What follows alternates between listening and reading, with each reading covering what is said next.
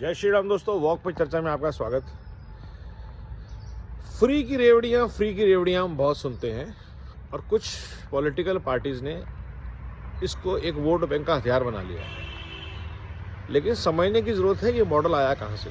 ये मॉडल आता है from a concept called universal basic income. कि देश की सरकार का फ़र्ज़ बनता है कि गरीब पिछड़े लोगों को एक मिनिमम आय का साधन दे। अगर साधन नहीं दे सकती तो उतनी आय दे। भारत सरकार ने और अलग अलग राज्यों की सरकारों ने इसके ऊपर काम किया और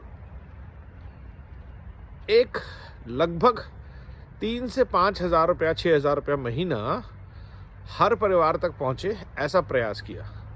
राशन पहुंचे, हेल्थ केयर पहुंचे, एजुकेशन पहुंचे, इसका प्रयास किया और ये एक बहुत ही सार्थक प्रयास है। समस्या कहाँ पे आती है जब हम इन चीज़ों को वोट बैंक की राजनीति से जोड़ देते हैं।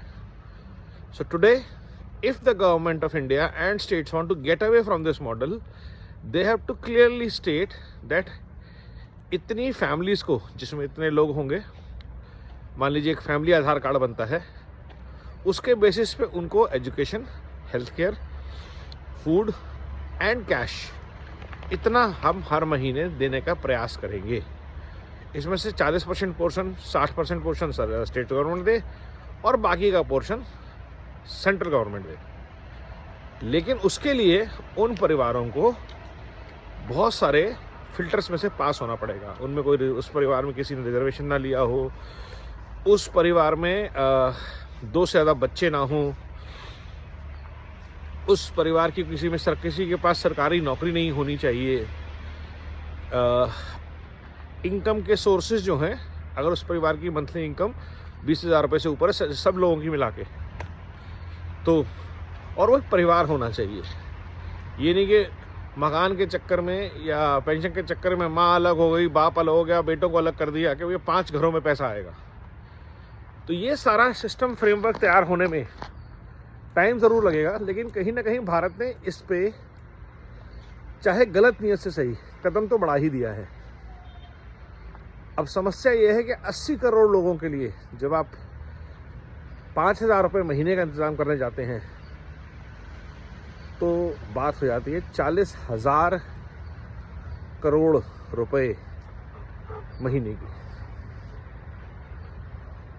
तो ये 40,000 करोड़ रुपए महीना और 12 चौक 4,80,000 करोड़ रुपया साल का कहाँ से आए, कैसे आए, ये एक सोचने की बात है।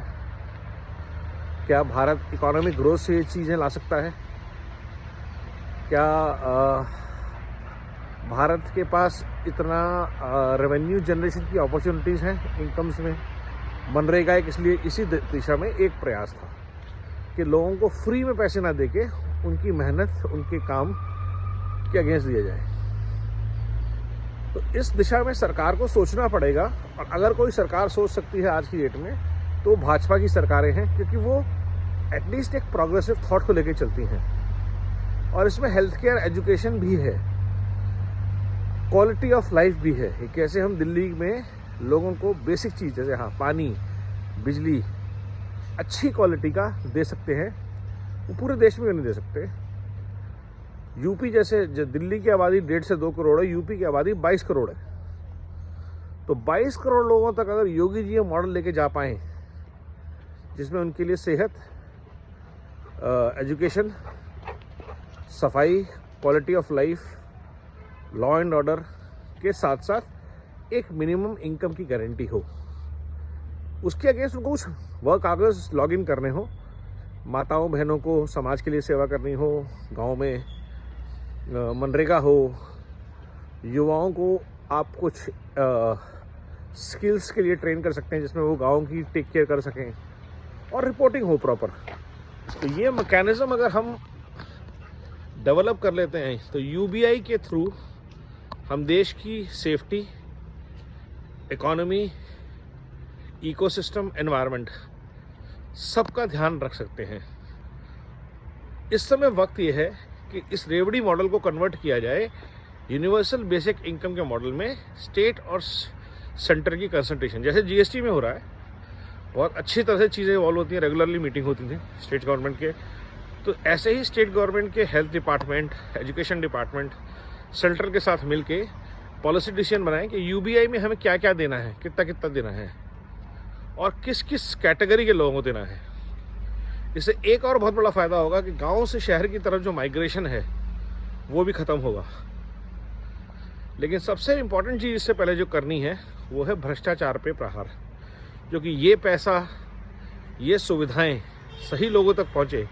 जैसे रिजर्वेशन का भार जो है वो पहले हर एक परिवार को मिल जाए, उसके बाद बाकी की बात हो जो रिजर्वेशन के लिए क्वालिफाई करते हैं। एक ही परिवार में अगर 10 लोग रिजर्वेशन लेके बैठे हैं तो वो मॉडल फेल हो जाता है। तो यूनिवर्सल बेसिक इनकम को लेके भारत सरकार को आगे बढ़ना पड़ेगा और मोदी जी ही ये कर सकते हैं, क्योंकि उन्होंने ही पिछले 10 साल में बहुत सारी ऐसी स्कीम्स लॉन्च करी हैं जो कहीं ना कहीं इस इशू को एड्रेस करती हैं। समय आ गया है उनको इंटीग्रेट करने का और भारत के सामने एक बहुत अच्छे तरीके से प्रस्तुत करने का। सोचेंगे, होगा। नमो भारत, वंदे मातरम, जय हिंद।